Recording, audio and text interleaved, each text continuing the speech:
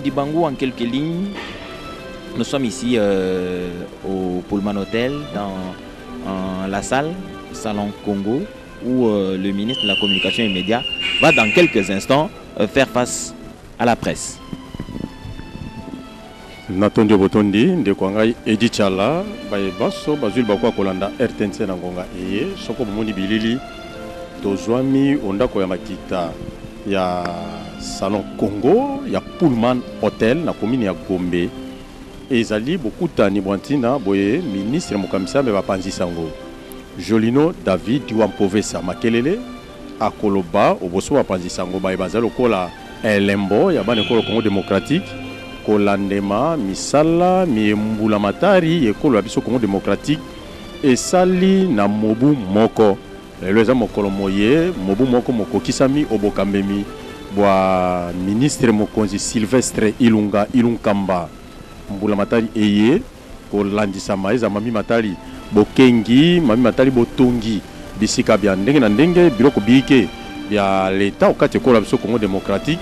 Soto kemwa musika ezala matali matea na baye koli bakela sia yamboyante makambo maike penza maimbula matari esali na mobu moko moye uto maso mabandaka lolenge molobeli ya tata mokonzi ya ekolo asakola kakuna na citoyen Union africaine epai wapi mbula matari eye etiamaki mpona kobanda mosala mwa yango kasi ekokisi mobu moko talakatina ministre Mokamisa me apanzi sango atalisi ete mobu moye moko koleka bongo te se na mobu moko moye babotama banso balanda polele onzela ya RTNC po bayeba lolenge kani mbula matari ezali kotambwisa misala mie misalemi mie mizali na nzela kosalema mie mizali na ndele masomana se okati ya mbula matari ezokokambama na ilunkamba bongo ministre ona tali mamemba panzi sango yende akosakola yango lelo po biso baso toyeba lolenge kani makambo maso mazali kotambola na bozilaka ete Jolino David Diwampovesa Makelele ayingela kati na oesika esenge boyeba ete molulu mwa lelo mozali se wana boso bakambi baike bazali awa bandako etali bopanzi sango bazomi na biso elongo moko mpona kolanda mayimaso ministre akoloba moko lelo Edita. Merci Mathieu Moudibangou. Je rappelle à nos téléspectateurs que cette matinée-là, j'allais dire à l'aube du 26 août 2019, tu étais justement là, Mathieu Moudibangou, alors que ce gouvernement était rendu public, en tout cas l'ordonnance qui mettait en place ce gouvernement avait été rendue publique. Pendant que bon nombre de Congolais dormaient encore, mais la radio-télévision nationale congolaise à veiller pour ne pas rater un seul instant, et c'était donc le cas. Ceux qui étaient restés branchés sur la radio-télévision nationale congolaise ont bien suivi la publication de ce gouvernement un certain 26 août 2019, un an jour pour jour, nous y sommes, et le porte-parole du gouvernement va se livrer à cet exercice de raconter sommairement cette marche, ce chemin parcouru.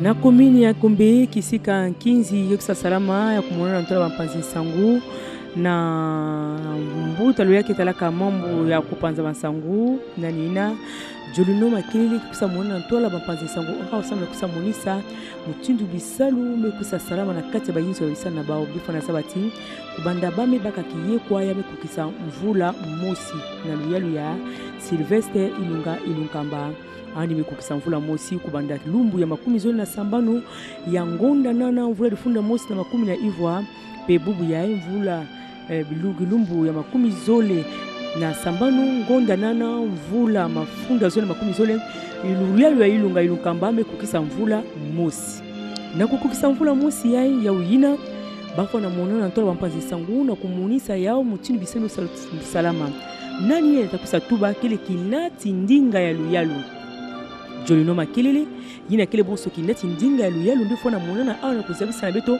mutindu bisalume salama na kati ya luyalu ya Ilunkamba Kintwadi na beno tibeto beto fona vingila na kuzaba nini ba fona monisa na beto mpamba ve beto zaba ve mambo ya bame bongisila beto na kuzaba luya lwango me banda bisalo kimutindu bamekuma wapi beto ke kwenda wapi ba umusi fona monisa yao na inwa ya kinati ndinga ya luyalo Kintwadi na bampangi nyonso ya bampangi sango me bakama awa beto kina kati ya kuvingila samu na kusa zaba mambo yango melutila kimutindu to bisalu luyalo mesana kimutindu ya beto kisa vingila penza kinati ndinga luyalo jolino makili na kusa monisa beto penza bisalu yango ne vutula ndinga na mpangi edichala na kumonisa pe na mpangi kaka mutindu mambo kusa lutila awa.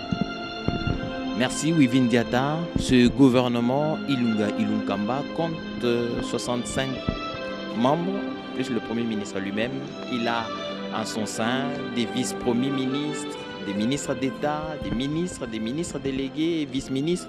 Donc c'est une gigantesque structure qui a en main la destinée de la République démocratique du Congo. Et donc, vous comprenez que ces 12 mois ont permis à ce gouvernement de se charger de la destinée de la République. Plusieurs situations brûlantes devraient être gérées. Certains sujets étaient urgents, certains autres se sont imposés au gouvernement, notamment à l'arrivée du Covid-19. C'est un impératif qui devrait être géré le plus rapidement possible. Et à tout ça, le gouvernement Ilunga Ilunkamba se chargeait de donner des réponses adéquates. Aujourd'hui, un an après, il y a une histoire à raconter, il y a des choses à dire, mais il y a aussi des perspectives qu'il faudrait donc fixer un regard futuriste pour éviter au gouvernement et à la République certains faits qui généraient le bon fonctionnement du gouvernement mais aussi de la République démocratique du Congo. Vous êtes sans ignorer que c'est le gouvernement qui donne l'impulsion dans la vie de la République et pour cela, le gouvernement n'a pas droit à l'erreur. Il faudrait quand même vous rappeler qu'au cours de cette marche du gouvernement Ilunga Ilunkamba, un soldat est tombé par la force des choses. Il s'agit du vice-premier ministre, ministre de la Justice, qui a dû quitter ses fonctions pour certains impératifs. Et ça fait partie de l'administration, mais le gouvernement lui a fonctionné comme il se devait. Des réponses ont été données aux problèmes qui s'est posé dans la mesure du possible, bien sûr, avec les moyens disponibles. Et je crois que ce gouvernement qui a la responsabilité de mobiliser beaucoup plus de ressources pour donner des réponses aux différents problèmes qui se posent dans la communauté. Il y a grève par là, il y a contestation par-ci. Il faut donc se charger de donner satisfaction à toutes ces revendications du reste légitimes. Mais cela s'est fait avec parcimonie, mais avec beaucoup d'intelligence et de manière méticuleuse pour ne pas s'adonner à des actions pompeusement présentées alors qu'au fond, ce n'est pas assis sur du solide. Et pour cela, les conseils des ministres, il en a eu, en tout cas sous la direction du président de la République, une bonne quarantaine, 45 mais dit-on. Je crois que demain il y aura la 46e réunion du Conseil des ministres. Et tout cela, c'est pour permettre la coordination de l'action gouvernementale, les échanges entre les membres du gouvernement, la coordination de leurs actions sur le terrain pour éviter les télescopages. Et jusque-là, je crois que moyennement, ça avance et je crois qu'avec le temps, ça pourra bien nous donner les résultats escomptés. Mathieu Mudibango. Yasolo ezalaki penza na butu ya mokomo lomingo po bola mukina ntongo ya mokomo yambo mwa poso mya tukumba na motoba sanza ya mwambe mobukoto ko kama mobukoto ebale kama libwa na robete na bane ko Congo démocratique baike bazalaki okati ya mpongi balamuki nambula matari elongo e sakola maki pona tina kokamba misalo kati ko la biso Congo démocratique bongo mbula matari e sakola maki mobu kote bale zomi na libwa ezali mbula matari ya bokambemi na ye ministre mokonzi Sylvestre Ilunga Ilunkamba. Sylvestre Ilunga Ilunkamba akambi mbula matari mobu moko na ino pamba te ezali kokoba kasi na mobu moko mona azali na balandi ya ministre mokonzi o bazali elongo na ye balandi baye ezali na ba ministre d'État okati ya mbula matari eye ezali na ba ministre ezali na balandi ya ba ministre mwa bokeseni bozali na balandi ya ministre mokonzi mie na français babengi vice premier ministre et puis na balandi ya ba ministre babengi ba vice ministre bokeseni bozali na nkota ya Lingala osima yango ezali pe na ba ministre délégué na kati ya mbula matari eye Sylvestre Ilunga Ilunkamba azali kokambo kati ya mbula matari ekolo ya biso kasi mbula matari eye na mobu moko talaka misala ya ndenge na ndenge meza kosalema mpona kotombola ekolo ya biso Congo démocratique kozala esika yoko na mokambi ekolo Félix Antoine Tshisekedi Tshilombo emonisami okati ya makita tukumi na mitano yemei mokambi ekolo akambi lolenge babengaka conseil des ministres ekambemi tukumi na mitano epai na yemei ezali bongo kotalisa lolenge kani mbula matari esenge kotambusa misala yango elongo na mokambi ya ekolo ona azali kopesa bango tango iso masengeli maike masengeli bongo pona mbula matari kotambusa misala ya ndenge na ndenge okati ekolo ya biso mbula matari eye ezana misala miike okati ya yango ya botomboli pona litomba ya bana ekolo Congo démocratique bango banso ezala bandeko babiso tobengaka bileme bazwami okati ya mbula matari na nzela ya ministre wa kotala be misala ya bango po ete bango pe sika ya bango emonisama ezala bato banso bato na lolanda bango banso okati ya mbula matari eye ya Sylvestre Ilunga Ilunkamba bazwami wana mpona kotala lolenge kani ngambo iso eteni yoko na yoko ya ekolo misala mizali kotambola na bituka na bingumba binene bipai na bipai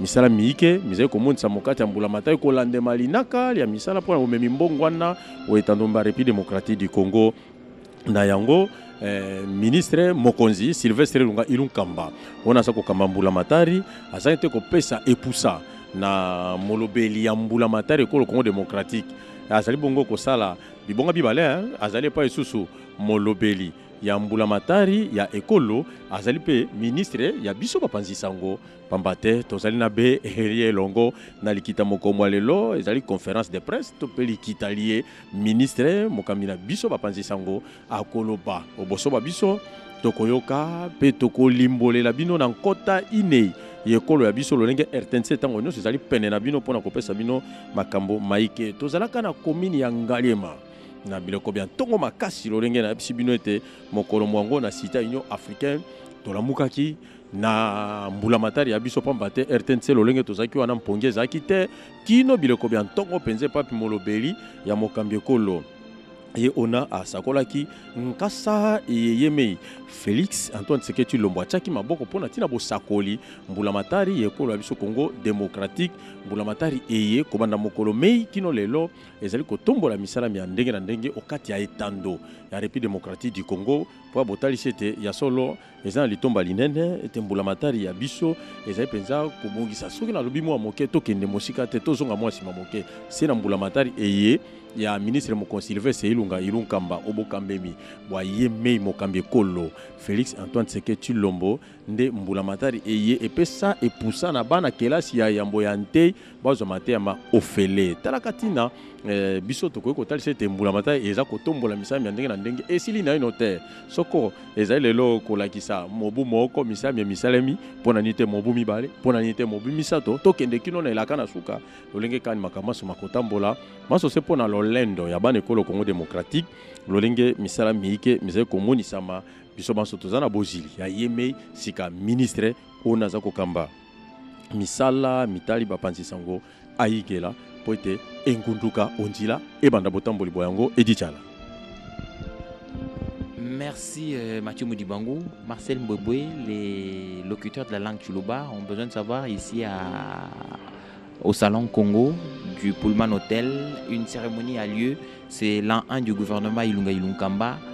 Où est-ce que nous en sommes? En tout cas, ils ont besoin de le savoir. Toi, c'est de la edichala.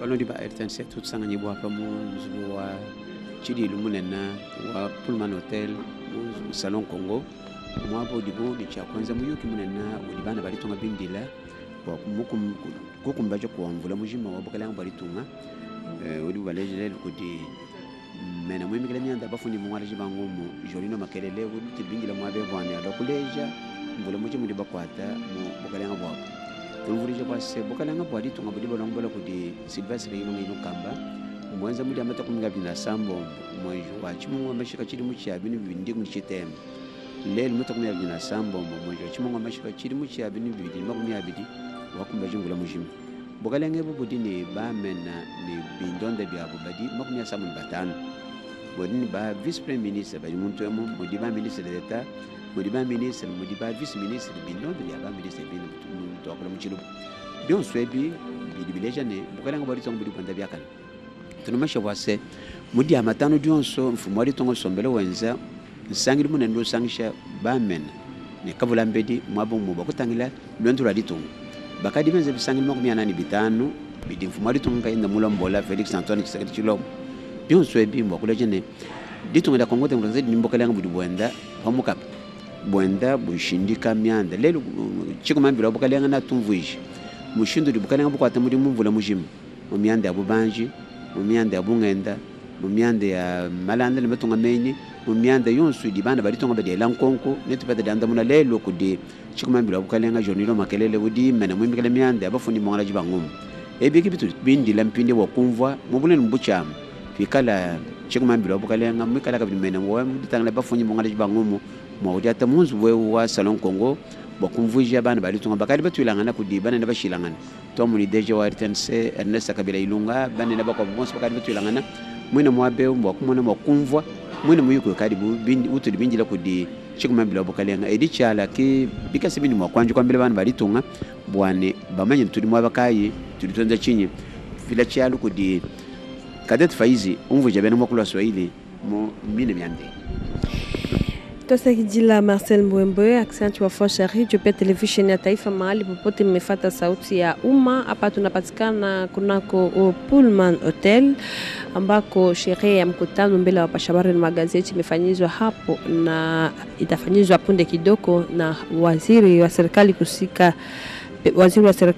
kusika na upasha habari, pia mteteji wa serikali Jolino Makelele. Msingi ya mkutano mbele wa upasha habari na magazeti ya leo ni kutimu mwaka mmoja ya serikali ya Ilunkamba. Yani waziri yeye kama vile mteteji wa serikali ataweza kufasiria kazi mbalimbali ambayo serikali hiyo imefanya muda wa mwaka mmoja. Unapaswa kujua kwamba kuna sekta mbalimbali ambayo serikali hiyo ya Ilunkamba imefanya muda wa mwaka huo mmoja, na mnapaswa kujua kwamba ijapokuwa ugonjwa wa corona virusi ambao iliweza kushambulia ulimwengu nzima, kazi iliweza kufanyizwa hapa, na hiyo yote ndiyo waziri Jolino Makelele ataweza kufasiria hapa mbele ya pashabari na magazeti ambao viongozi mbalimbali wamekuwa hapo tayari kwa ajili ya kufasiria kazi hiyo muhimu ambayo serikali ya Ilunkamba imefanya muda wa mwaka mmoja. Mnapaswa kujua kwamba ni tangu tarehe 26 Agosti mwaka huu leo tarehe 26 Agosti mwaka huu nayo ni tangu tarehe 26 Agosti mwaka 2019, yani mwaka jana ndiyo serikali hiyo iliweza kutangazwa, na hadi leo imetimu mwaka moja.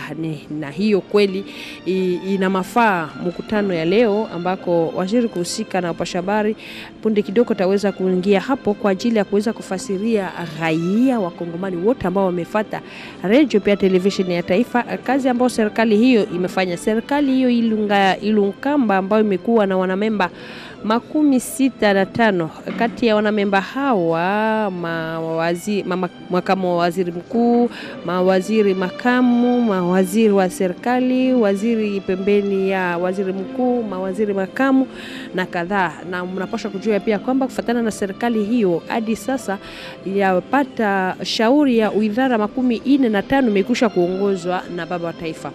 Wafuasi wapenzi, RTNC kama vile zoezi imekuwa hapo tayari kwa ajili ya kupeperushia mkutano huo mbele ya wapashabari na magazeti kama kisi imepitikana hapa kunako Pullman Hotel. Edi Chala. Amis téléspectateurs, nous sommes dans l'attente du ministre de la Communication et Médias, porte-parole du gouvernement, qui va dans quelques instants prendre parole pour un point de presse qui va permettre aux journalistes ici présents de poser plusieurs questions sur le fonctionnement du gouvernement et les résultats de ce l'an 1 du gouvernement Ilunga Ilunkamba, un gouvernement qui est entré en fonction depuis le 26 août 2019 au terme de laborieuses tractations entre le groupe qui dirige le gouvernement ou le pays, maintenant la coalition qui dirige le gouvernement, FCC Cash. Donc au terme de ces laborieuses tractations, on est arrivé à ce gouvernement Ilunga Ilunkamba. Dans ce contexte-là, il fallait donner un peu de temps pour que la mayonnaise prenne, la structure devienne huilée, pour enfin commencer à fonctionner comme une dynamique afin d'obtenir des solutions et des réponses aux multiples problèmes qui se posaient avec urgence à la vie de la nation. Petit à petit, les choses commencent à marcher et les intérêts des uns et des autres se sont trouvés protégés, sauvegardés. Quand je parle des intérêts des uns et des autres, c'est les intérêts de ceux qui dirigent et les intérêts de ceux qui sont dirigés. Je crois que d'une manière ou d'une autre, ça se rencontre et ceux qui ont la réponse, qui ont des réponses aux multiples questions qui se posent, doivent se battre bec et ongle pour donner ces réponses justement. Ils n'ont aucune excuse pour justifier un quelconque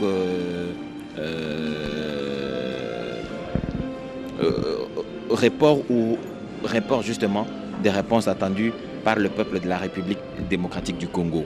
Des problèmes dans les secteurs de l'enseignement, justement, avec plusieurs enseignants non mécanisés et plusieurs enseignants non payés, alors que la gratuité devait commencer cette année scolaire 2019-2020.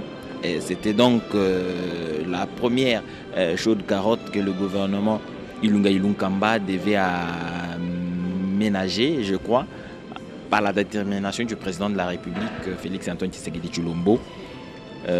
La gratuité était donc chose effective et les contours de cette gratuité, avec notamment la promiscuité qui a donc découlé de l'afflux de plusieurs enfants qui étaient en marge de l'école dans les salles de classe. Il fallait des solutions appropriées. Justement, des solutions ont été proposées. Les enseignants qui, depuis plusieurs années, enseignaient sans recevoir de salaire de l'État, devraient donc commencer à recevoir ce salaire pour leur motivation justement, et qu'ils persévèrent dans le travail communautaire qu'ils étaient en train de faire déjà. Le gouvernement s'est engagé en cela et le ministre d'État, ministre de l'enseignement primaire, secondaire et technique, Willy Bakonga Wilma, s'est adonné à la tâche et les résultats sont en train d'être enregistrés, même si dans un travail humain, il n'est jamais parfait. Il y a toujours des choses qui devront être améliorées et je crois que chacun, en ce qui le concerne, travaillera à l'amélioration de ce qui doit encore l'être. Quand je parle de ceux qui doivent contribuer à l'amélioration, c'est notamment des syndicats, des enseignants qui ont des choses à reprocher au gouvernement, qui ont des choses à reprocher au ministre d'État, ministre de l'enseignement primaire et secondaire et technique. Ils vont donc faire leurs propositions. Les différentes rencontres qu'ils ont de temps à autre permettent d'améliorer ce qui doit encore l'être. Si dans le domaine de l'enseignement primaire, secondaire et technique, il y a eu ce qui est arrivé, il y a aussi dans le domaine de l'enseignement supérieur et universitaire, l'université de Kinshasa, dont les hommes sont en train de revêtir leurs plus belles robes. Vous avez suivi sur les antennes de la radio-télévision nationale congolaise la visite du président de la République au moment de la rentrée ou de la reprise des enseignements après le temps d'arrêt imposé par le coronavirus. Vous avez suivi sur les antennes de la RTNC l'état dans lequel se trouvent aujourd'hui les hommes des plateaux, les hommes 80, les hommes 110, tous les hommes, en tout cas de l'université de Kinshasa, sont en train d'être rénovés. Et il fait désormais beau vivre là-bas. Les étudiants qui vont reprendre ces lieux ont la responsabilité de le maintenir propre, mais bien entendu sous la coordination du recteur qui doit mettre en place des éléments pour suivre justement l'entretien régulier de ces bâtiments. Il suivra certainement les auditoires aussi parce qu'il le faut. L'université de Kinshasa n'a pas connu une réhabilitation de cette ampleur depuis sa création, selon les éléments à notre disposition. Il semble alors qu'il faudrait continuer cette réhabilitation jusqu'au niveau des auditoires et pourquoi pas penser à la longue la construction d'autres auditoires. La capacité d'accueil de l'université de Kinshasa est largement dépassée, mais les étudiants, eux, continuent à venir de partout. Les examens qui sont en train d'avoir lieu pour les TENAFEP. Il y aura, je crois, dans une semaine, les épreuves de l'examen d'État édition 2020. Ces résultats versera sur les marchés justement plusieurs autres diplômés qui vont affluer pour les universités, dont l'université de Kinshasa. Il est donc impérieux pour la planification de prévoir la construction de nouveaux auditoires, mais aussi de nouvelles universités à travers la République démocratique du Congo. Il y a plusieurs universités officielles, plusieurs instituts supérieurs officiels. Il est donc besoin d'agrandir la capacité d'accueil de ces institutions d'enseignement supérieur universitaire. Le gouvernement Ilunga Ilunkamba a la responsabilité de s'y pencher et je crois qu'il s'y penche dans la mesure de l'acceptable et nous allons juger par les résultats et nous pensons que vu l'immensité de la République démocratique du Congo, ce qui est déjà fait n'est pas petit, mais en rapport avec les besoins, ce sont des gouttes d'eau dans l'océan. Ce n'est pas nous qui informons le gouvernement de la grandeur de la tâche, c'est des responsables de la République bien conscients de la tâche qui est la leur et ils s'y mettent avec volonté, engagement. Il n'est pas interdit au peuple de rappeler de temps en temps à ceux qui ont la destinée du pays en main qu'ils sont dans l'attente et que eux vraiment n'ont pas beaucoup de temps à perdre. Les besoins sont urgents, les besoins sont nombreux. Il faudrait les satisfaire le plus rapidement possible. Dans le domaine de l'agriculture, les efforts se font. Le ministre de l'Agriculture se déploie sur le terrain et comme un diable dans un bénitier, il veut donner une nouvelle force à cet instrument de développement de toutes les nations du monde et je crois que la République démocratique du Congo ne peut pas envisager un développement avec une agriculture de subsistance. Il faudrait penser à l'agriculture intensive, une agriculture subventive même pour permettre au peuple de la RDC de vivre l'autosuffisance alimentaire et pourquoi pas avec nos 80 millions de terres arables permettre l'exportation de plusieurs produits agricoles, nourrir ainsi le peuple africain qui pour la plupart est en manque des éléments essentiels de son existence ou de sa survie. Et tout cela est donc dans l'intellect des membres du gouvernement qui coordonnent leurs actions, mais aussi avec les moyens disponibles pour donner, selon l'ordre des priorités inscrits à l'agenda du gouvernement, graduellement donner des solutions à ces différents problèmes. Il y a le domaine des infrastructures qui pose énormément de problèmes. Le Premier ministre Sylvestre Ilunga Ilunkamba était la semaine dernière dans le Congo où il a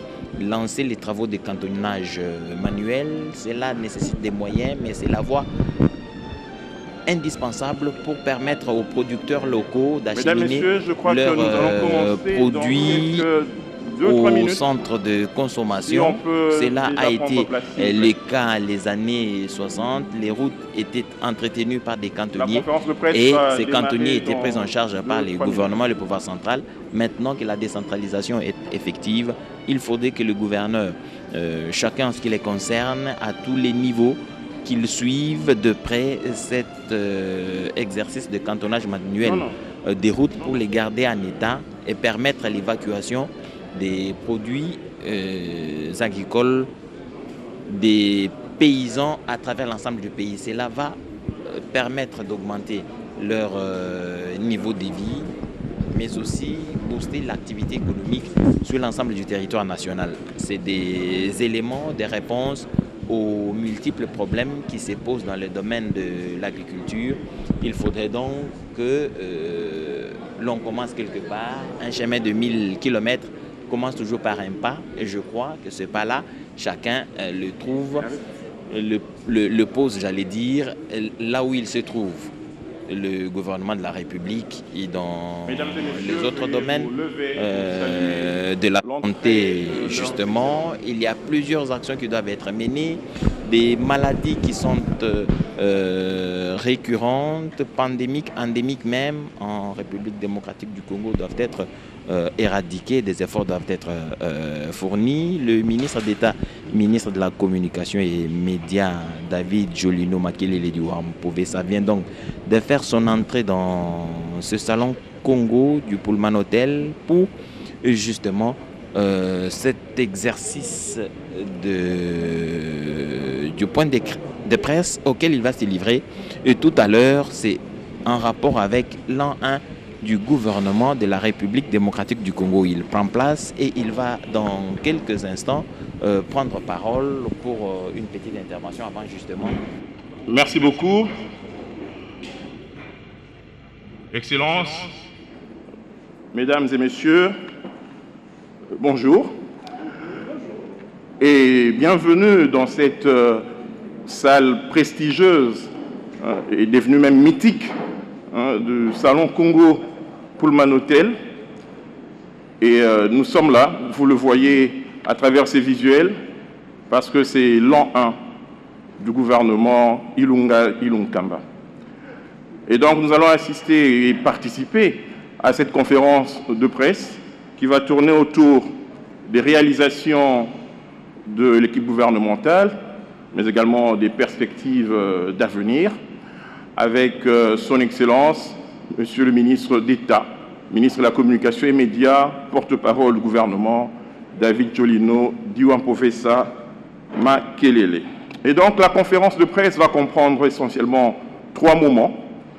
Nous allons commencer par la déclaration préalable de son Excellence, Monsieur le ministre d'État, qui sera suivie du jeu de questions-réponses avec les confrères journalistes qui sont là présents, aussi bien de la presse nationale que de la presse internationale. Et nous allons clôturer par un cocktail ponctué des échanges off the record. Ainsi donc, nous allons clôturer cette activité. Je vous demanderai, pour le bon déroulement de cette conférence, de mettre vos téléphones en mode silencieux, s'il vous plaît, pour ne pas perturber donc le bon déroulement de notre conférence. Je ne serai pas plus long que ça. Tout de suite, je vais respectueusement inviter son Excellence, Monsieur le ministre d'État, ministre de la Communication et des Médias, porte-parole du gouvernement, à venir prendre la parole pour sa déclaration préalable. Excellence.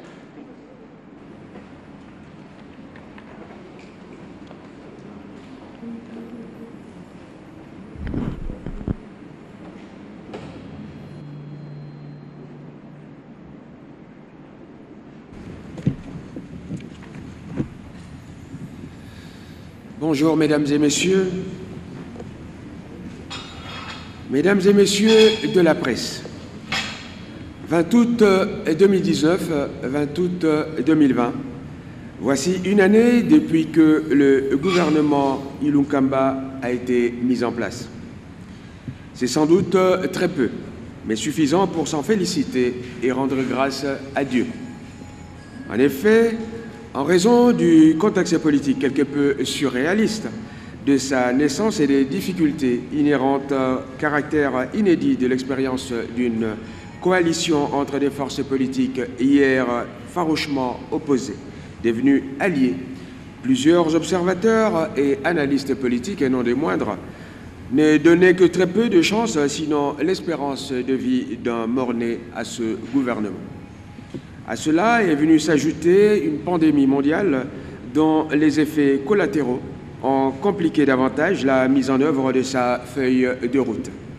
C'est pourquoi il est juste et honnête de saluer avant tout le sang-froid du peuple congolais, les stratégies politiques des autorités morales et autres leaders qui incarnent les structures composant ce gouvernement, ainsi que la maturité de l'ensemble de la classe politique congolaise. Malgré divers accros, parfois nourris par certaines personnes mal intentionnées ou téléguidées par les adeptes du chaos, en dépit d'une certaine propagande haineuse bien huilée, œuvrent des officines tant internes qu'externes, sans oublier les graves conséquences sociales et économiques de la Covid-19, le bateau a certes tangué, parfois très fort, mais n'a jamais coulé, ce qui est déjà un exploit. Mesdames et messieurs de la presse, les anniversaires ont toujours été l'occasion de faire le point, de jeter un regard rétrospectif sur le chemin parcouru afin de dégager, après évaluation, les éléments nécessaires pour consolider les acquis, améliorer les faiblesses constatées et dessiner de nouvelles perspectives. Après une année aux affaires, au-delà d'honorer la mémoire et le sacrifice des combattants tombés au front pour assurer notre paix et rendre hommage à nos leaders politiques, en l'occurrence le président de la République et chef de l'État, son Excellence Félix-Antoine Tshisekedi Tshilombo, et son prédécesseur Joseph Kabila Kabange, l'heure est venue de dresser le bilan, de rendre compte et de questionner certaines de nos attitudes, habitudes et pratiques politiques dans la consolidation ou non de la démocratie dans notre pays. Au terme de ces 12 mois d'exercice, que doit-on retenir? Que peut-on mettre à l'actif du gouvernement, conduit par son Excellence Monsieur le Premier ministre, le professeur Sylvestre Ilunga Ilunkamba, face aux impatiences de la population et à la suite des promesses faites devant les représentants du peuple lors de son discours de politique générale à l'occasion de l'investiture de son gouvernement. Mesdames et messieurs de la presse, il vous souviendra que lors de son discours d'investiture, le chef de l'État a décliné sa vision qui peut se résumer dans l'instauration effective d'un État de droit qui mette le citoyen congolais au centre de son action dans notre pays, d'où le slogan « Le peuple d'abord ». À la suite de ce cap fixé par le président de la République et dans le but de matérialiser sa vision, le Premier ministre a mis sur pied un tableau de bord schématisé par la feuille de route à travers les 15 piliers.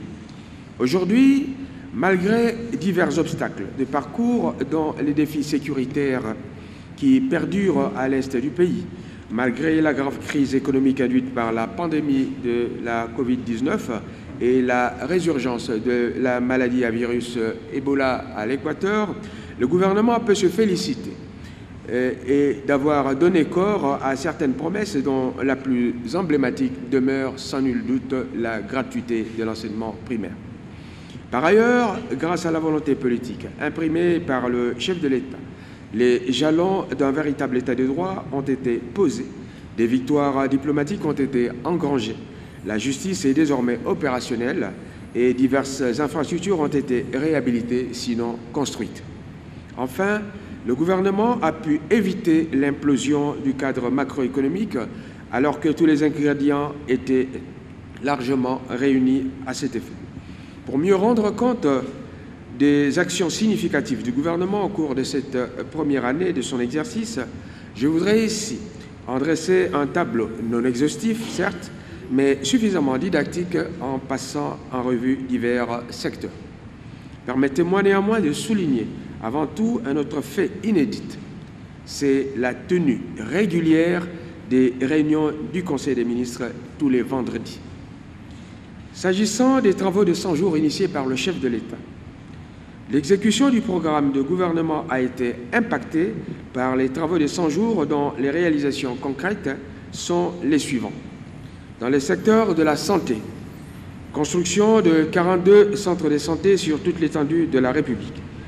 Réhabilitation des hôpitaux du camp Tchachi, Kokolo et Lufungula. Acquisition des équipements sanitaires pour 32 centres de santé.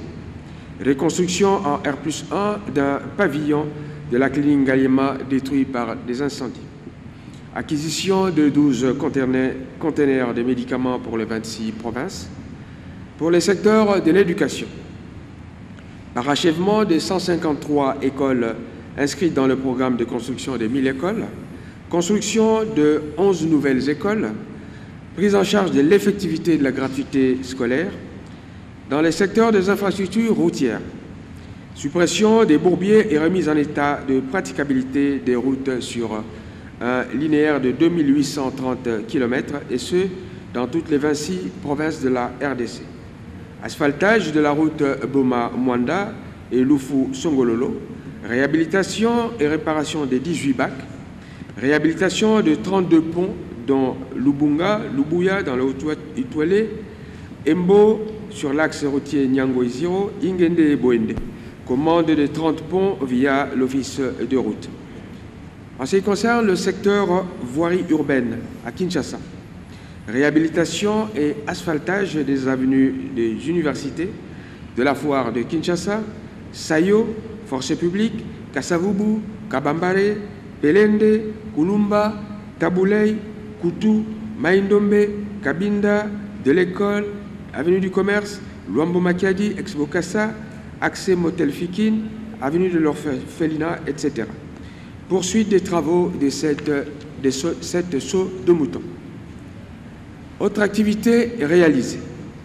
Réhabilitation de la prison de Makala, réhabilitation de la ferme Lukelenge à Bujimaï, acquisition des cages flottantes pour l'aquaculture sur le lac Kivu, en vue de la production des poissons tilapia, adduction d'eau au campus universitaire de Kinshasa et au camp Kokolo, mise en service du poste haute tension de Kimbanseke, déploiement de 60 cabines moyenne tension à Kinshasa, pose d'un transformateur de 100 MVA à Likasi et de 10 à Inkisi, commande des équipements pour la réhabilitation de la centrale hydroélectrique dans le Tanganyika, plusieurs puits de forage et fontaines d'eau mises à la disposition des populations de Kikwit, Kitona, Bujimaï et Kananga, réhabilitation des homes universitaires du campus de Kinshasa, parachèvement des travaux de construction des 48 centres de santé,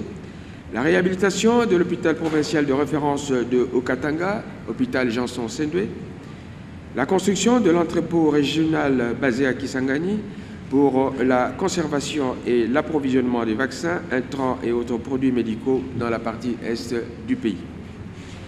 En ce qui concerne toujours les infrastructures, reprise des travaux du barrage de Kakobola après 4 ans d'arrêt, finalisation et réception des travaux de numérisation télévisuelle de 9 villes de la République démocratique du Congo, à savoir Kinshasa, Lubumbashi, Kisangani, Goma, Bukavu, Mwanda et Kenge.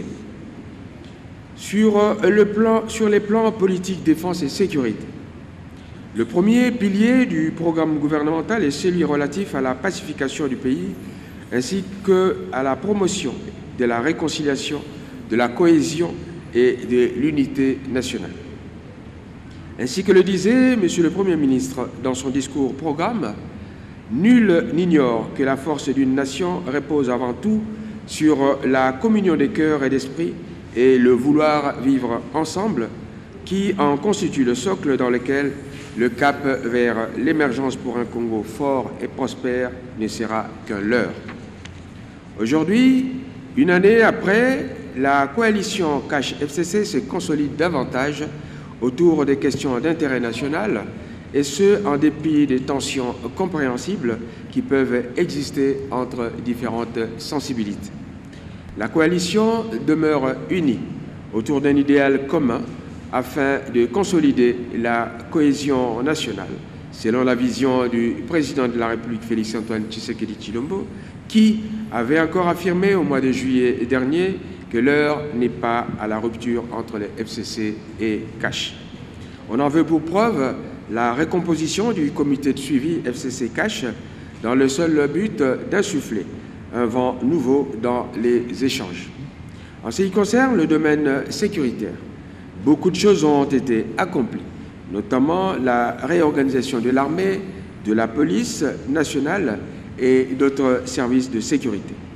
Et grâce au réchauffement des relations avec les États-Unis d'Amérique, la coopération militaire entre nos deux pays, y compris la formation des officiers des FARDC, a été relancée après plusieurs années de tensions. Sur le terrain, nos forces de défense et de sécurité multiplient les efforts pour éradiquer les groupes armés qui écument encore la partie est du pays. À ce jour, l'on dénombre plusieurs cas de reddition, notamment dans les camps des miliciens Codeco, Maïmaï Malaïka, Maïmaï NDCR, El Gilbert Bouira et FRPI. À Béni, un état-major avancé a été installé, conformément à la promesse du chef de l'État, avec nos meilleurs officiers pour combattre les ADF MTM. Aussi, il a été procédé au changement de tous les commandements de la zone opérationnelle et à la formation d'une brigade d'intervention rapide et des forces spécialisées qui se trouvent actuellement déployées dans cette partie de la République. À cela s'ajoutent d'autres stratégies, encourageant le dialogue intercommunautaire ainsi que la responsabilisation d'anciens miliciens qui ont accepté de jouer les bons offices pour inviter les autres rebelles à déposer les armes. Tous les moyens ont donc été mis en œuvre pour vaincre l'ennemi. La détermination du gouvernement à éradiquer ces forces négatives reste intacte avec l'appui de l'ensemble de la nation et de la MONUSCO. C'est dans cette optique que le chef de l'État a condamné fermement les menaces proférées à l'endroit du docteur Mukwege, prix Nobel de la paix, en raison de sa dénonciation des massacres de Kipupu et appelé le peuple congolais à rester vigilant. Sur le plan de la justice, de la lutte contre la corruption et des droits de l'homme, la justice est en train de retrouver ses lettres de noblesse dans notre pays avec l'avènement d'un état de droit tel que consacré dans notre Constitution et affirme dorénavant son indépendance avec jalousie. Si hier nous assistions à une justice du plus offrant et que les procès et jugements s'est négociés comme aux enchères, aujourd'hui, l'appareil judiciaire de notre pays devient de plus en plus le bouclier de la société contre les antivaleurs et autres comportements déviants, même si tout n'est pas encore parfait dans sa pratique. La lutte acharnée est désormais engagée contre la corruption, la concussion et la délinquance fiscale. Ainsi donc, à l'instar des autres services auxiliaires de la justice, l'Inspection générale des finances, sur instruction du chef de l'État, est déterminée à faire aboutir les audits enclenchés auprès de certaines structures de l'État soupçonnées de mégestion.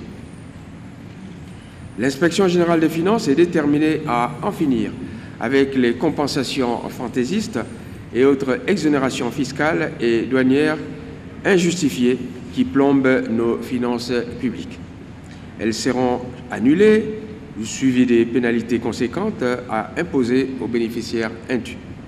Pour ce qui est du reste des libertés fondamentales et des droits de l'homme, le pays a désormais fière allure.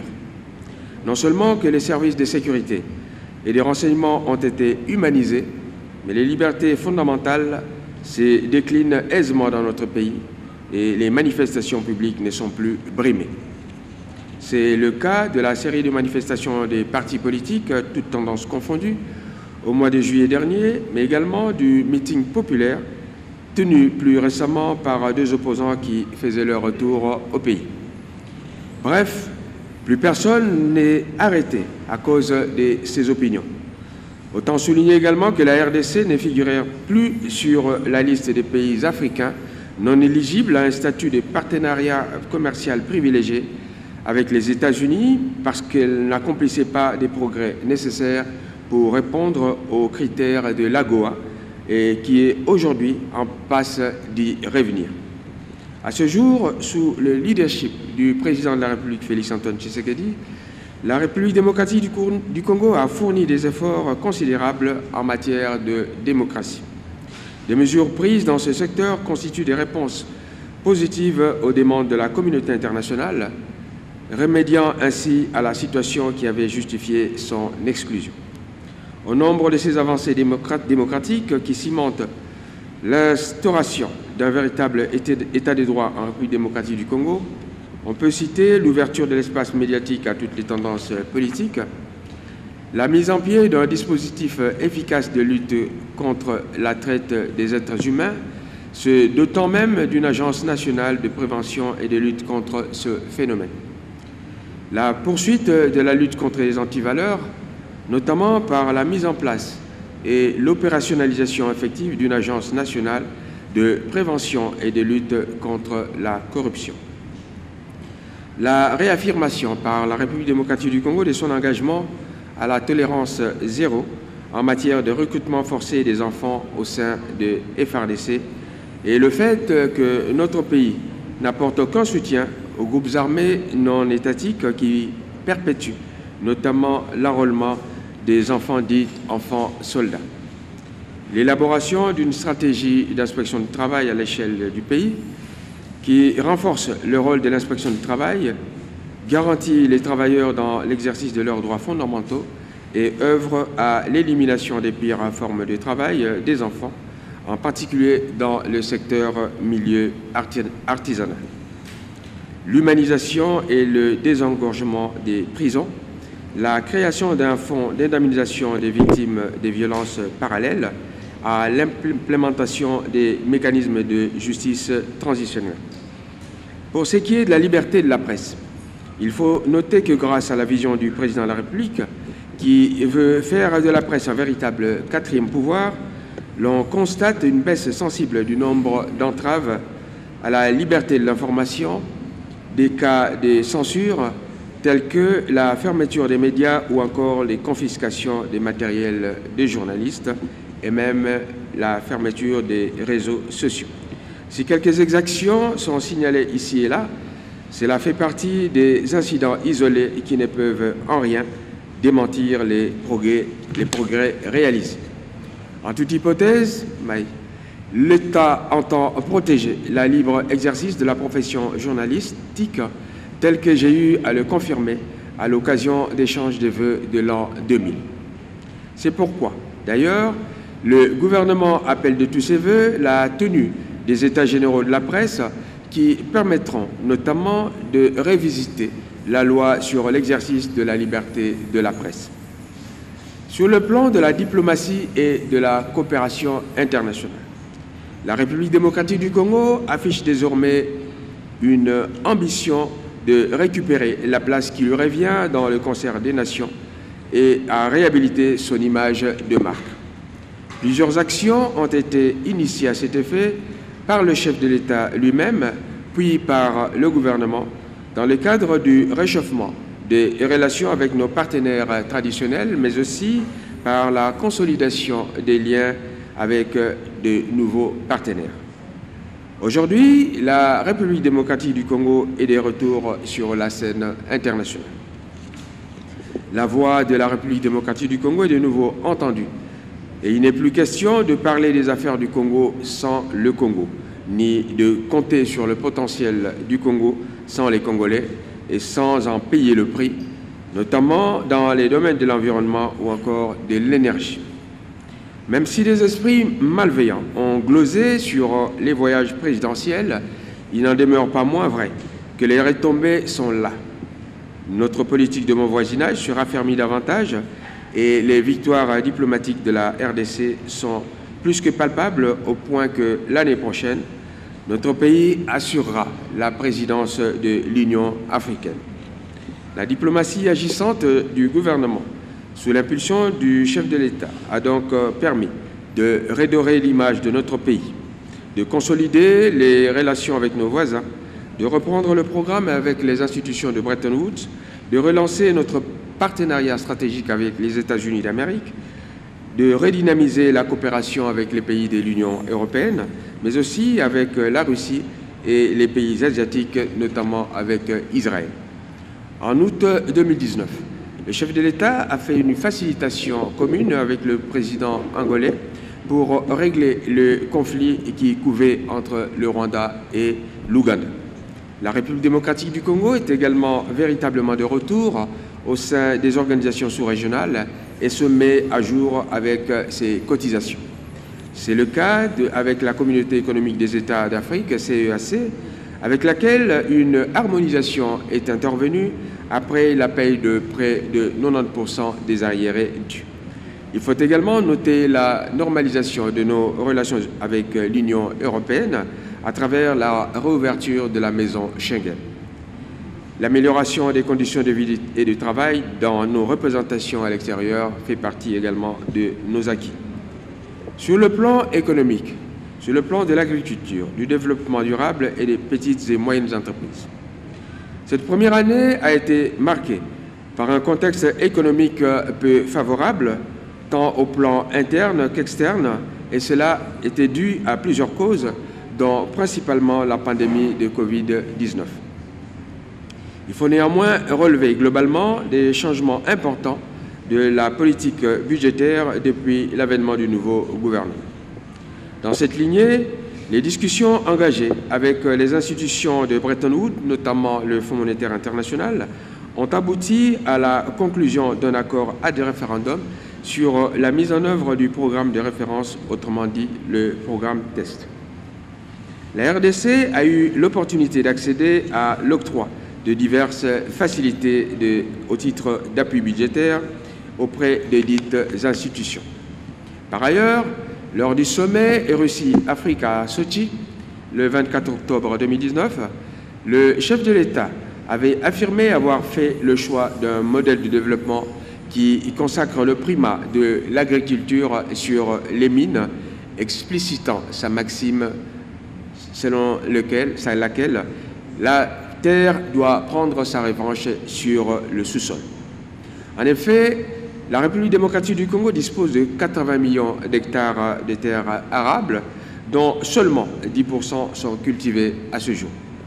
C'est pourquoi le gouvernement central a disponibilisé des fonds, entre autres, pour renforcer les capacités opérationnelles du service national, créer des zones économiques agricoles spécialisées, les ZEAS, relancer certains parcs agro-industriels, notamment Bukangalonzo, dont la mégestion semble établie.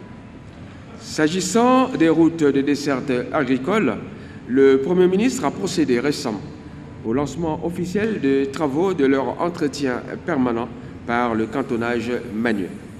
Ces travaux concernent 26 000 km à raison de 1 000 km par province. C'est là le sens de la visite d'une délégation gouvernementale conduite par le Premier ministre dans la province du Kwango.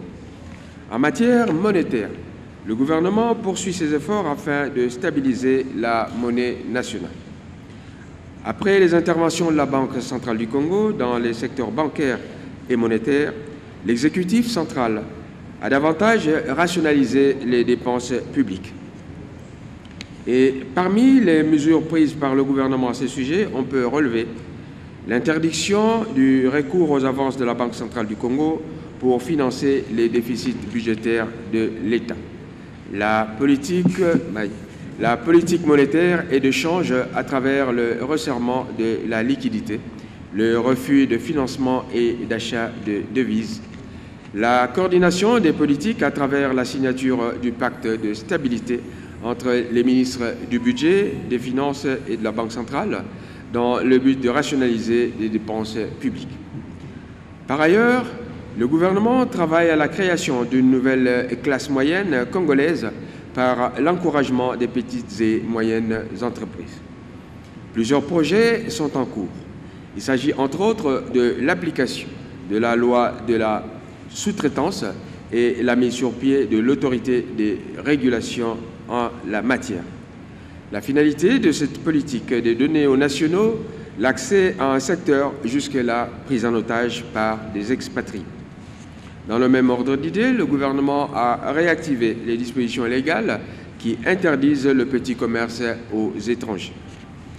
Sur le plan des mines, de l'énergie et des hydrocarbures, parmi les principales réalisations dans le secteur minier, on note la vulgarisation et l'application intégrale du nouveau code minier, l'assainissement du secteur de l'activité artisanale par la lutte contre la fraude minière et les activités illicites, la promotion du secteur pour son développement, l'opérationnalisation de l'entreprise générale de cobalt et je sais en sigle.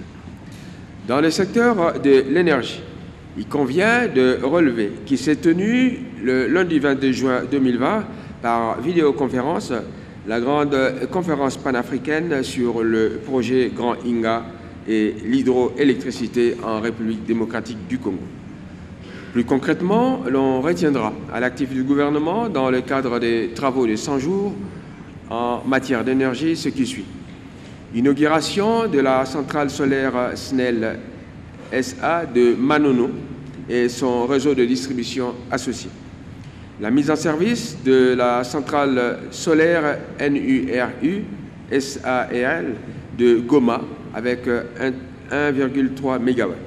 Le lancement des travaux effectifs de construction des lignes de transport associées à la centrale hydroélectrique de Kakobola. La remise en service du groupe numéro 8 de la centrale hydroélectrique d'Inga après réhabilitation. La remise en service de la centrale hydroélectrique de Mobaï. Le lancement des travaux de construction de l'usine d'eau potable de Lemba Imbu. Le lancement des travaux de construction de l'usine d'eau potable de l'Ozone. La mise en service des installations de production et de distribution d'eau à Manono. La nomination des autorités de régulation de l'électricité. Le lancement par le chef de l'État des travaux de construction d'une centrale solaire d'une capacité totale de 1000 MW, appelée à contribuer à l'approvisionnement en énergie supplémentaire du réseau national. Dans le domaine des hydrocarbures, le gouvernement s'est employé à une relecture de tous les contrats et protocoles d'accord signés auparavant pour leur meilleure évaluation et mise en œuvre. On notera déjà à son actif la publication de la nouvelle structure des prix des produits pétroliers depuis le 7 mai 2020, avec comme fait marquant une baisse quasiment pour la première fois des prix des carburants à la pompe de l'ordre de près de 10%. Sur le plan de l'éducation, de l'emploi et de l'insertion sociale, consécutivement à la vision du chef de l'État de placer l'homme au centre de toute action, l'enseignement de base a été effectivement rendu gratuit sur l'ensemble du pays et le chef de l'État a concrétisé ainsi un prescrit de l'article 43 de notre Constitution, jamais mis en œuvre jusqu'à ce jour. Grâce à cette politique, le gouvernement a rendu du pouvoir d'achat aux parents d'élèves. De même, le secteur a pu récupérer 4 millions d'enfants non scolarisés. Il faut souligner que tous les enseignants du secteur public sont entièrement pris en charge par l'État avec l'application effective d'un premier palier qui ira croissant dans les prochains jours.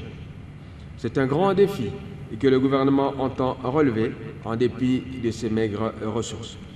Pour ce qui est de l'emploi, on retiendra comme principale réalisation la promotion du travail et de l'entrepreneuriat, la programmation de l'effectivité du troisième palier du salaire minimum interprofessionnel garanti, SMIG, sur toute l'étendue du territoire national, la mise en place d'un mécanisme de contrôle du fonctionnement des services privés de placement sur les conditions de traitement de la main-d'œuvre placée dans les entreprises utilisatrices.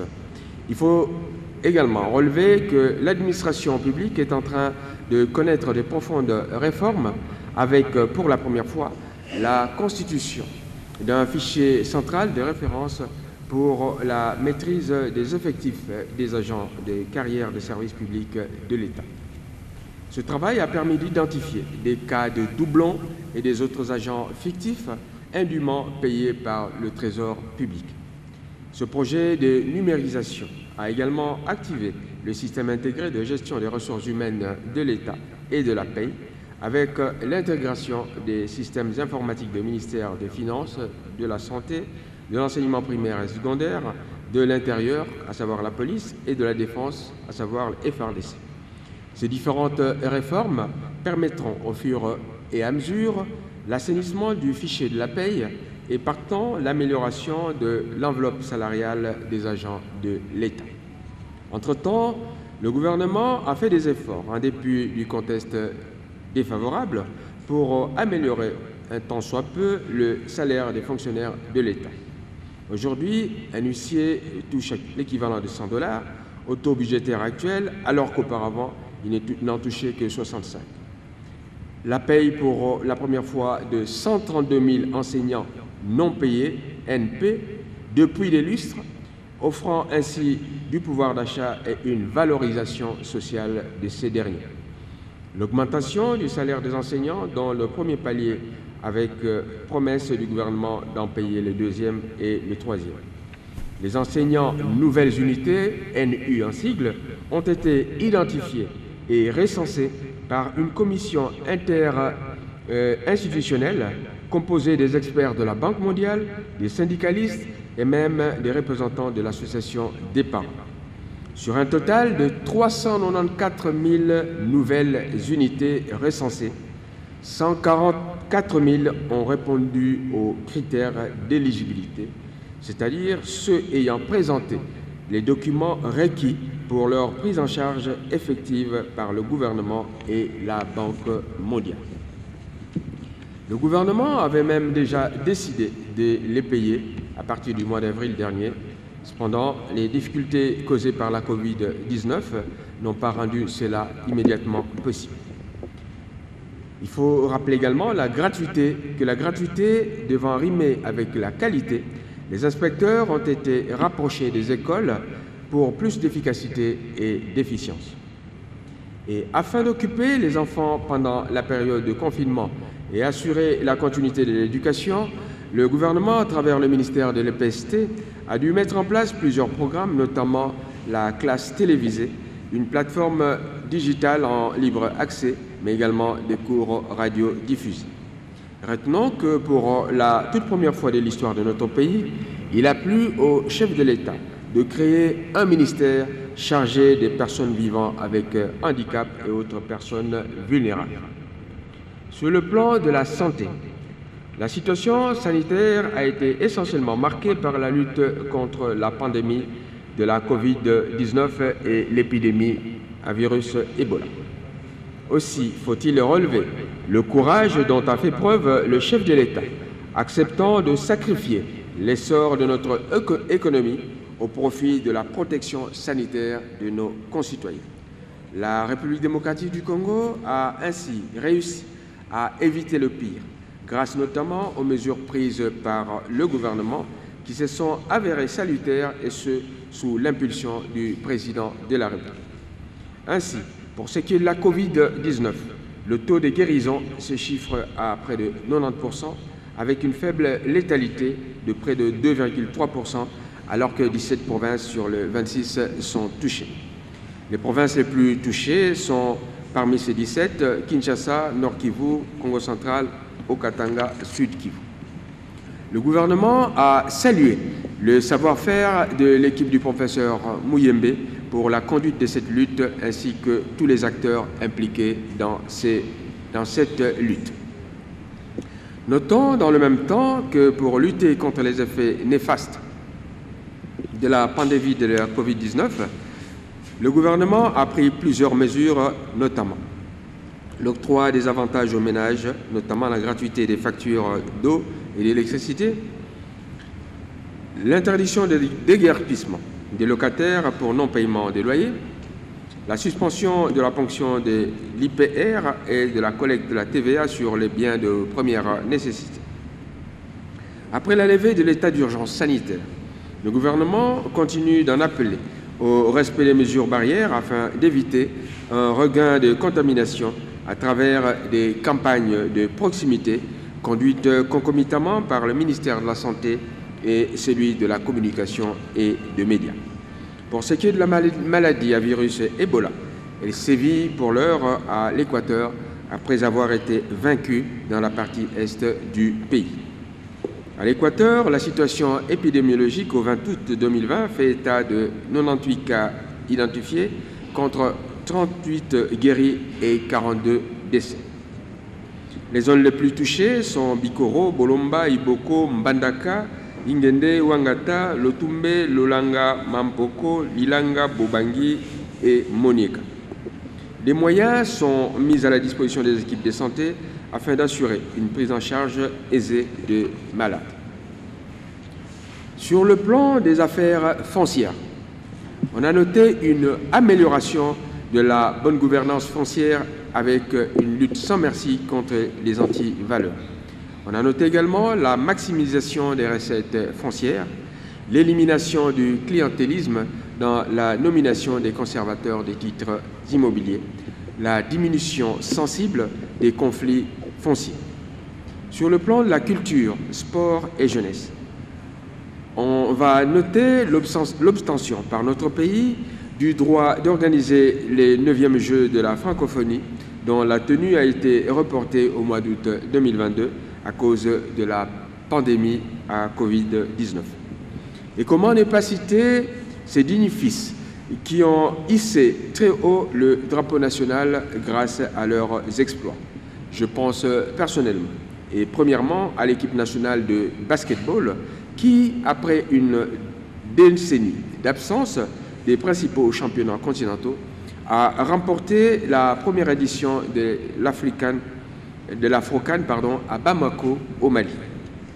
On relèvera également l'exploit de Junior Ilunga Makabu, devenu depuis le 31 janvier 2020 champion du monde de boxe dans la catégorie des lourds légers WBC, une fierté pour notre jeunesse, mais aussi pour l'ensemble du pays.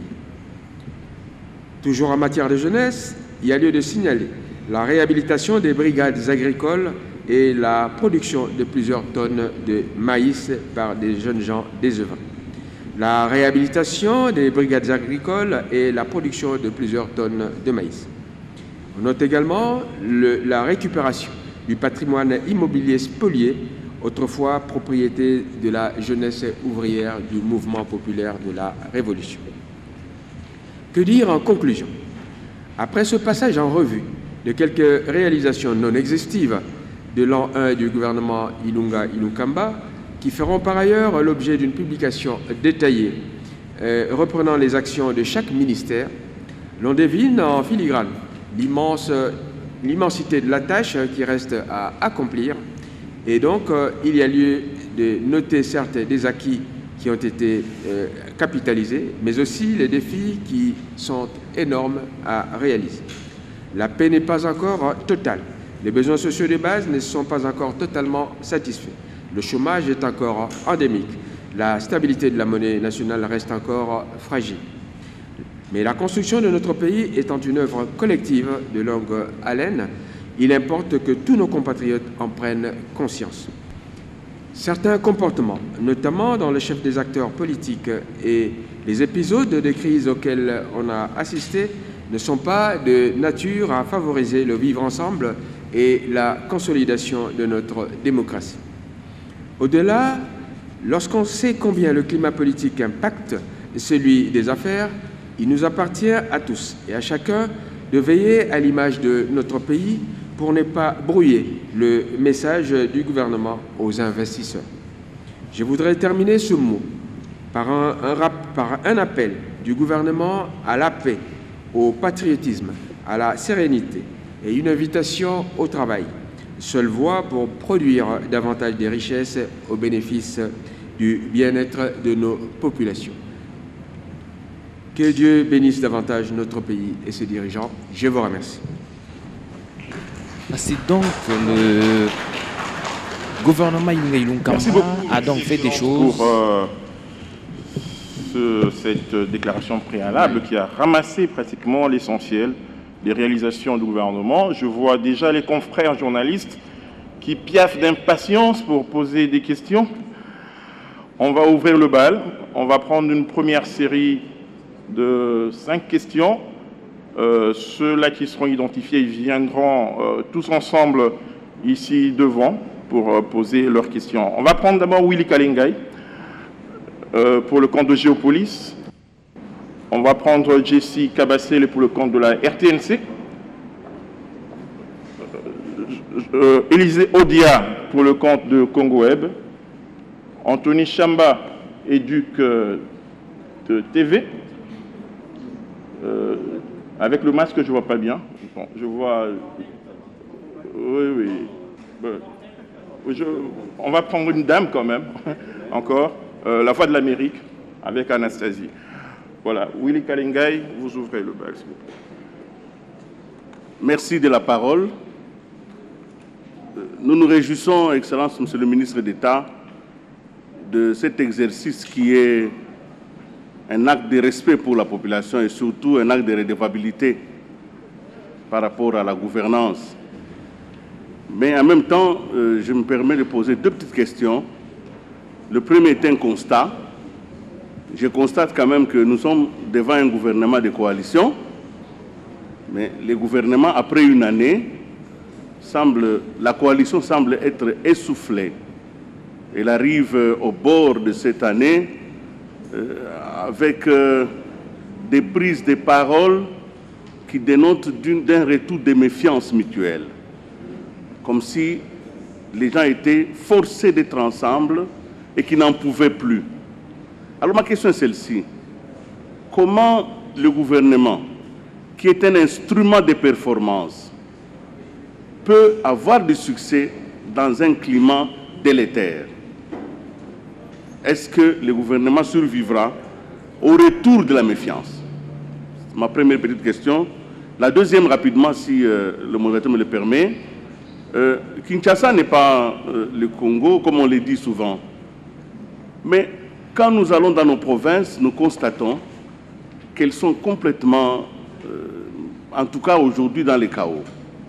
Nous avons appris, à moins que ça ait changé entre-temps, que les députés provinciaux ne sont plus en charge. Dans beaucoup de provinces, ça fait 7-8 mois qu'ils n'ont pas été payés alors qu'ils travaillent pour la République. Et que le fait de ne pas être pris en charge, ils ont versé sur les différents gouvernements provinciaux toute leur colère, au point qu'on assiste à l'instrumentalisation des motions de défiance.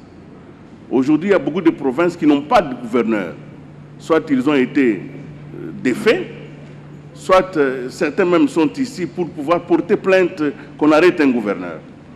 Alors je voudrais savoir si le gouvernement il gouverne seulement pour Kinshasa, parce que même dans la liste des actions menées, nous ne sentons pas une prise en charge réelle sur tout le territoire national. Merci. Merci.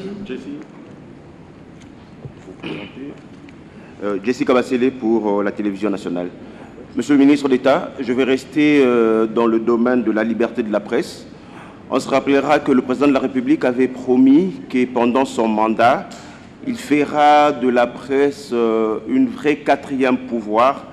Et pendant son mandat, aucun journaliste ne sera inquiété ni interpellé dans l'exercice de sa profession.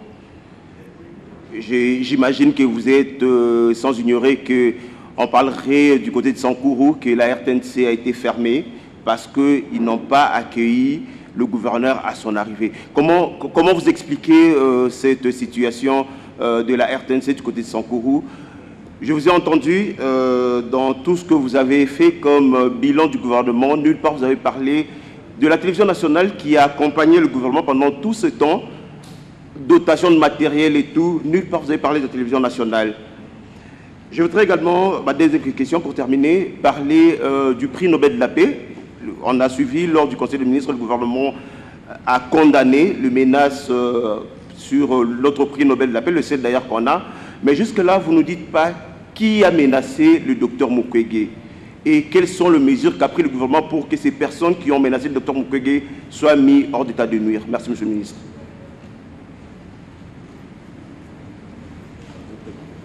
Élisée Ozière, Congo Web et 7/7 bien entendu, face à l'exécutif quand même qui a du mal à commenter ou à parler sur...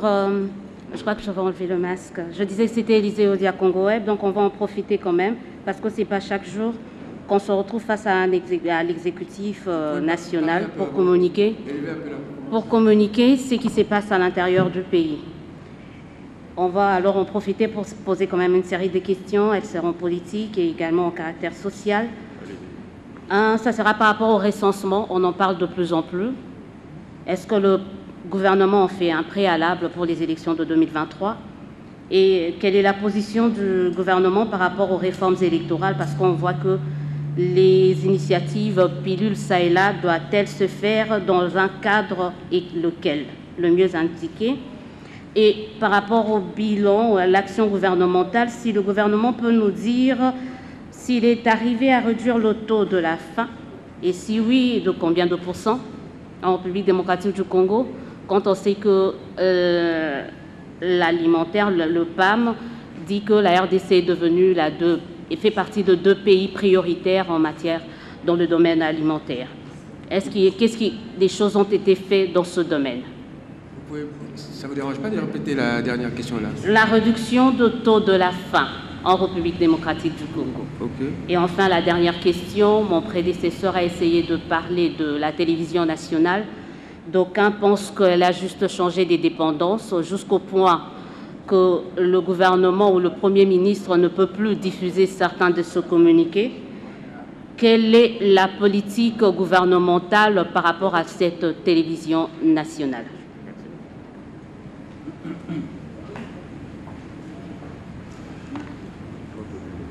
Oui, merci Monsieur le ministre. Je suis Anthony Chamba des Duc Télévision. Je vais aller droit au but comme on me le signale ici. J'ai 3 petites questions, mais qui sont speed, rapides. Le gouvernement, vous avez dit, a pu éviter l'implosion du cadre macroéconomique.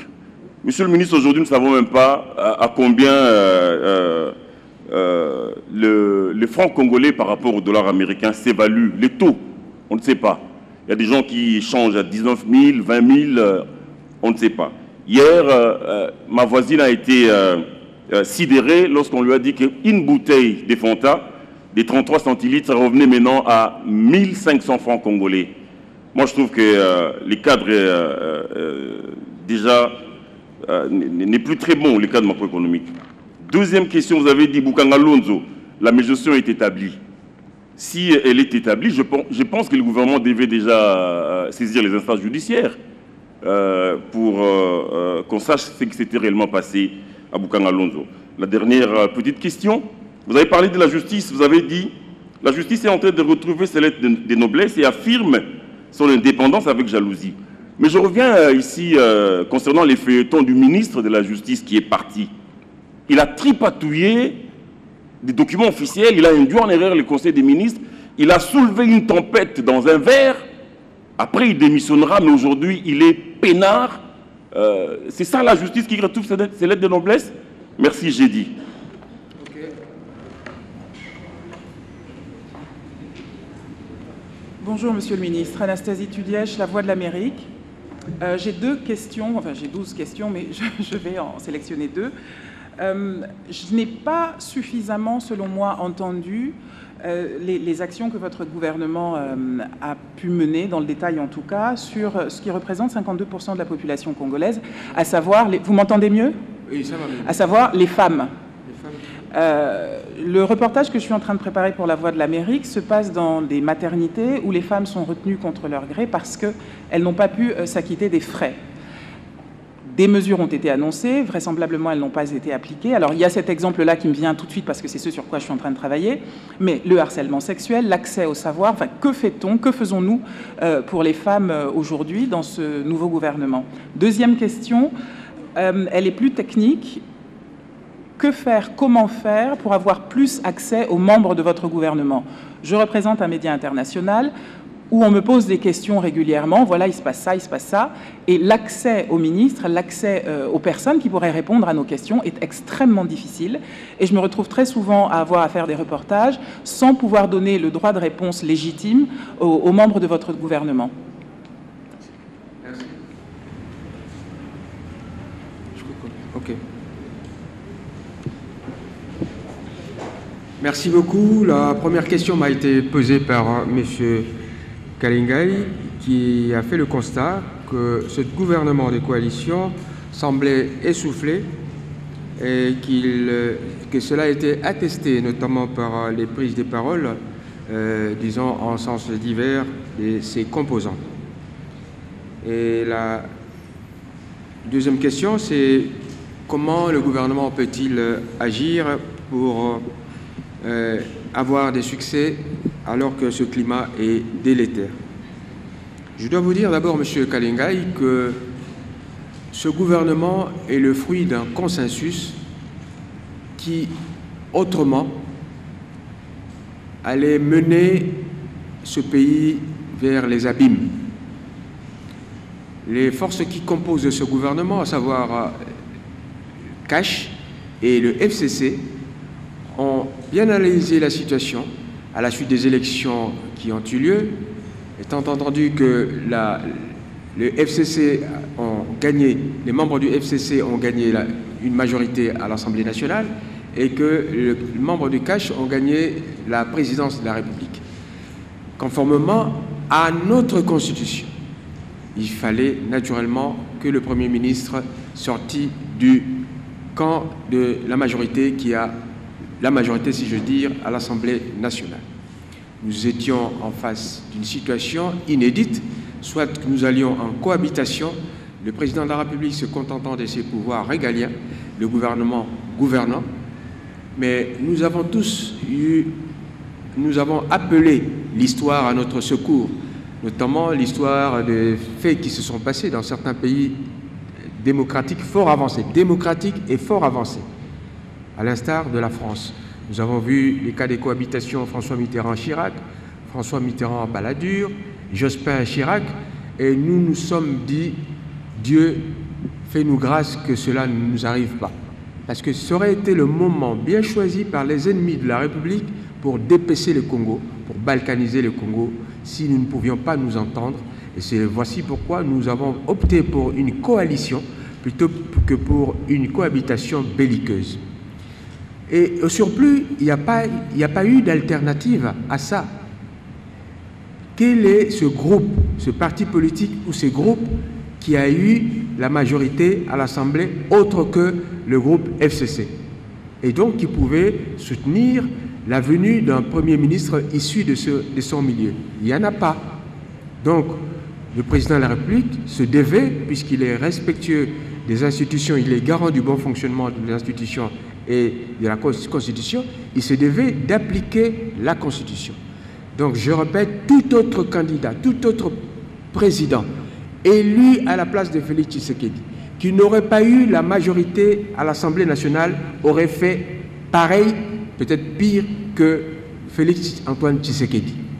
C'est-à-dire, en d'autres termes, soit le pays était gouverné en appliquant la Constitution, soit qu'il engageait une bataille contre ce gouvernement et cette majorité, et ça donnait quelque chose aussi d'imprévisible.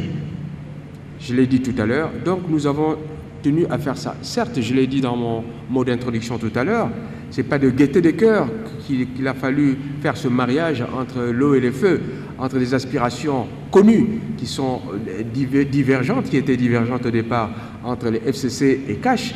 Nous avions des philosophies politiques différentes.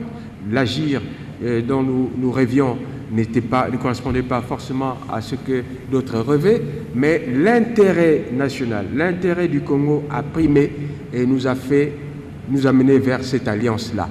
C'est vrai, et ce que nous constatons aujourd'hui, les petits soubresauts, les petites prises de parole ou des prises de bec, ou même les méfiances de part et d'autre, sont inhérents à, j'allais dire, à l'existence même d'une coalition qui, au départ, dont les membres étaient au départ des camps différents. Vous imaginez, même dans des pays aussi développés que l'Allemagne ou Israël, où vous avez des coalitions, le gouvernement des coalitions souvent, mais il y a toujours des couacs. Des gouvernements ne durent d'ailleurs pas très longtemps. Et il en est de même d'ailleurs de la Belgique. Mais nous avons fait le pari que nous mettrions à la hauteur des enjeux, c'est-à-dire que nous n'allons pas offrir notre pays à ceux qui rêvent de sa balkanisation à travers des troubles qui pourraient surgir ici. Donc, c'est le cas, c'est ici le lieu de féliciter les deux autorités morales, le président Félix-Antoine Tshisekedi pour CACH et le président Joseph Kabila pour le FCC, d'avoir surmonté leurs divergences politiques et philosophiques pour ne voir que l'intérêt du Congo. Donc, tout ce que vous venez de dire, M. Kalengai, c'est inhérent à, consubstantiel, si je veux dire, à la nature même de cette coalition, qui est une coalition de forces au départ qui sont divergentes. Alors, vous avez également posé la question de savoir si ces bisbilles pouvaient être constitutifs d'un climat délétère qui pourrait marquer l'action du gouvernement. Je suis convaincu que oui. Il nous appartient à nous, acteurs politiques, justement, d'en réduire la portée, de veiller à ce que cela ne se reproduise pas. Je crois que c'est ce que vous voyez dans le comportement des membres du gouvernement, un gouvernement qui est uni sous la direction du Premier ministre Sylvestre Ilunkamba. S'agissant de députés provinciaux non payés, je ne sais pas si c'était votre question. Oui. Les députés provinciaux non payés et les tensions qui surgissent dans les provinces. Je veux vous faire peut-être une confidence dont vous n'aviez pas connaissance. Le gouvernement a débloqué récemment des arriérés de paiement des frais de fonctionnement des assemblées provinciales. Nous avons pris la mesure de ce que l'argent a pu être l'une des causes principales des difficultés que connaissent les gouvernements provinciaux avec les assemblées provinciales, encore que dans l'un ou l'autre cas, ce sont plutôt des sujets tout à fait particuliers qui ont été mis en évidence. Donc, à ce sujet, nous avons, selon les moyens, et lorsque les moyens ont été disponibilisés, le gouvernement a fait l'essentiel. Et aujourd'hui, sans vouloir dévoiler une confidence qui pourrait ne pas plaire à certains députés provinciaux, eh bien, je crois qu'ils ont reçu leurs 6 mois d'arriérés. En tout cas, les gouverneurs peuvent en témoigner. Monsieur Jessi Kabasele, la presse devrait être le 4e pouvoir, comme l'avait souligné le chef de l'État. Et vous voyez dans le Sankourou que ce qui vient de s'y passer n'est pas de nature à conforter cette assertion. Je suis d'accord avec vous, j'ai pris connaissance moi aussi de ces informations. J'ai réuni à cet effet le directeur général de la radio-télévision nationale congolaise, ainsi que le président du CESAC, en même temps que je sollicitais un rapport circonstancié sur ces événements. J'attends ces rapports circonstanciés.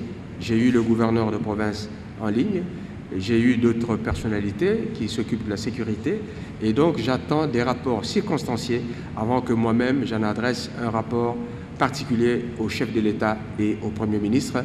Mais ce que je peux vous dire, qu'il n'est pas tolérable, pas du tout, que ceux qui sont nantis de la qualité de journalistes puissent être primés à l'occasion de l'exercice de leurs fonctions.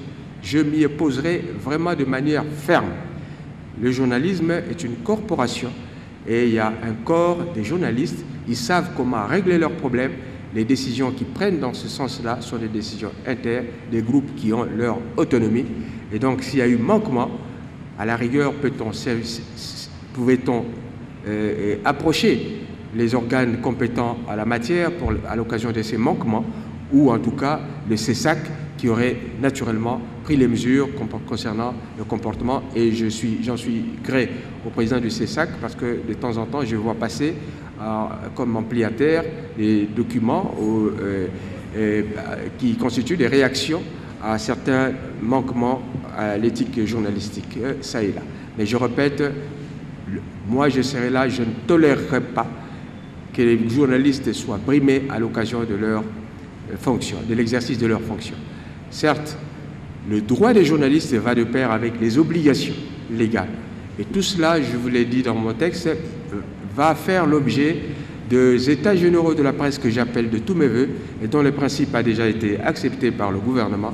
Ce jour-là, nous mettrons tout sur la table, tabula rasa, nous allons nous interroger, vous de la presse, les spécialistes des médias, les professeurs d'université, les parlementaires, les magistrats, les avocats, les experts internationaux et les gens qui sont dans les radios communautaires, etc. Nous allons nous mettre ensemble pour penser la nouvelle radio et la nouvelle télévision. Voilà pour ce que j'allais à vous dire à ces sujets. Alors, vous me posez la deuxième question sur la télévision nationale. Non, la télévision nationale, c'est pas le DG de la RTNC qui va me contredire. J'essaie de m'époumoner, si j'ose dire, pour que les besoins de la RTNC soient satisfaits dans la mesure du possible. Et le DG de la RTNC sait qu'il sait toujours compter sur moi pour cet accompagnement-là. De même le PCA de la RTNC. Et donc nous pensons qu'on aura une fenêtre d'opportunité, si je veux dire, à l'occasion des Jeux de la francophonie, qui pourrait nous permettre de pousser vers une actualisation, si je veux dire, des équipements de la RTNC. Qui a menacé le docteur Mukwege? Qui a menacé le docteur Mukwege? Vous comme moi, nous avons appris que ce sont des groupes de personnes non autrement identifiées ou ses parents des étiquettes farfelues qui ont fait ces menaces. Les menaces, souvent, c'est des menaces anonymes, mais ce qui est vrai, c'est que ces menaces sont devenues récurrentes à un certain moment, à un point tel que le président de la République a tapé du poing sur la table, au Conseil des ministres, a condamné ces menaces et a dit sa détermination à protéger le docteur Mukwege et à faire en sorte que tous ceux qui prennent le courage de dénoncer ce genre de comportement soient protégés. Troisième intervenant, Madame Élisée Odia. Vous avez parlé du recensement, si mes souvenirs sont bons, de la perspective des élections de 2023 et de la position du gouvernement sur la démarche du groupe dit de 13. Pour ce qui est du recensement, je pense que c'est une priorité. Ça devait même être un préalable et c'est ce qui justifie que beaucoup d'acteurs politiques actuellement pensent que avant d'aller aux élections, il faut faire des réformes. Des réformes, parmi ces réformes, naturellement, il faut qu'on revisite tout ce qui est fichier, tout ce qui est électeurs qui ont grandi, tout ce qui est mécanisme de gestion de cette CNI, etc. Et sinon, il sera difficile de continuer comme auparavant, puisque nous avons connu 3 cycles électoraux empreints toujours de contestations. Et nous voulons, le chef de l'État l'a dit, cette fois-ci, il faut un large consensus autour des animateurs qui seront désignés. Et je partage donc ce point de vue. Ceci étant dit, donc les démarches qui sont menées, que ce soit par l'Université de Liège, à travers le professeur Kabamba, ou le groupe de 13, ces initiatives sont bienvenues. Mais nous sommes en démocratie, le creuset de notre démocratie, c'est le Parlement. Et donc, nous attendrons que ces événements, ces rencontres ou ces forums, ces forats, lorsqu'elles auront produit leurs effets, que ces effets puissent être amenés au Parlement en vue d'une discussion, ce qui n'empêchera toujours pas les membres de la coalition d'en parler dans les cadres qui leur sont propres. Éduc TV, vous me parlez de la manière d'éviter l'implosion du cadre macroéconomique. Vous avez cité les cas des augmentations du prix de certaines denrées alimentaires et vous avez illustré cela par le prix de la bouteille de coca. Nous avons dit que la situation dont nous avons hérité n'était pas du tout facile à notre arrivée au gouvernement. Nous avions des arriérés, la TVA qui n'était pas remboursée, nous avions des déficits à combler, nous avons la gestion opaque, des exonérations données à gauche, à droite. Bref, des cas de fraude à gauche, à droite, il fallait mettre de l'ordre.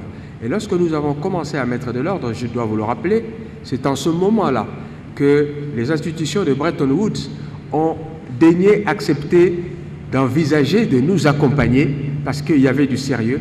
Ces sérieux étaient attestés par les résultats du premier trimestre 2020 qui montraient qu'un effort était fait en ce qui concerne la réduction des déficits publics, la maîtrise du cadre macroéconomique, etc., au point qu'il nous a été alloué des avances de crédit de près de 368 millions en 2 fois et que la Banque mondiale s'est avisée à faire à donner un prêt, plutôt un don à la République démocratique du Congo de près de 1 milliard de dollars en vue d'accompagner le processus de la gratuité et de venir à bout de certains besoins sociaux.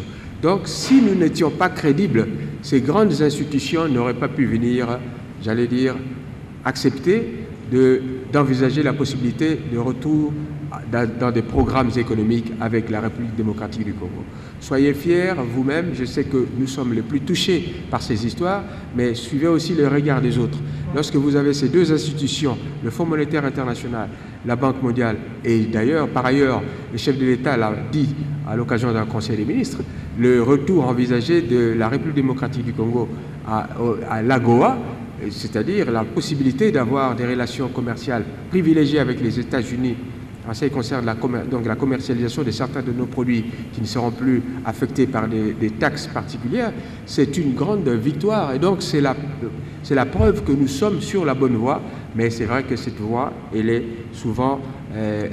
va souvent à tâtons et les résultats, on ne les voit pas tout de suite. Mais ce qui est vrai, c'est que les mesures qui ont été prises récemment, dans le cadre du pacte signé entre l'équipe gouvernementale conduite par le vice-premier ministre Mayo, le ministre des Finances et le gouverneur de la Banque centrale, c'est pour envisager maintenant que tout ce qui est dépenses, parce que ça commençait effectivement à exploser, les dépenses publiques ne doivent se faire que sur base caisse, c'est-à-dire on ne doit payer que par rapport à l'argent qu'on a.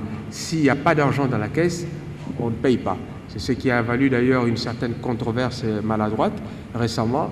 Suivez mon regard, on disait que telle institution a dépensé tel, mais si par ailleurs le gouverneur de la Banque centrale, lui, estime qu'il n'a pas l'argent, l'engagement a été fait, l'ordonnancement a été fait, mais le gouverneur de la Banque centrale ne libère pas l'argent, eh bien on ne peut pas dire que cet argent a été dépensé.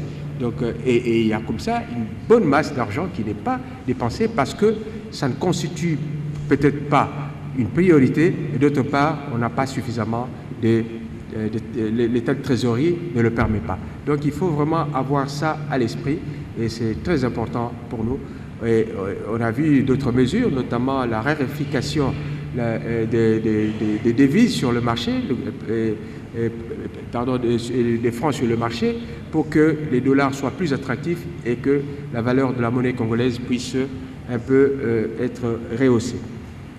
Et en ce qui concerne Bukanga Alonso, ce n'est pas moi qui ai dit que cette gestion était affectée de mes gestions, si je veux dire, ce n'est pas moi. Vous avez vu que le Premier ministre et les membres du gouvernement en visite à Bukanga Alonso ont fait le constat qui a été radio-télévisé. Ce sont des gens honnêtes et responsables. Ce qu'ils ont vu, même nous qui étions devant notre petit écran, nous nous sommes demandé si c'était ça la gestion. Mais pour le reste, il appartient aux responsables et concernés d'initier les mesures qui s'imposent s'il y a lieu. En ce qui concerne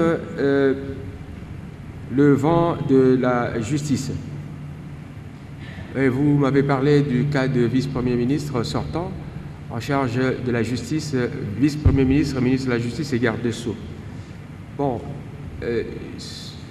les faits qui lui ont été reprochés lui ont valu une sanction politique.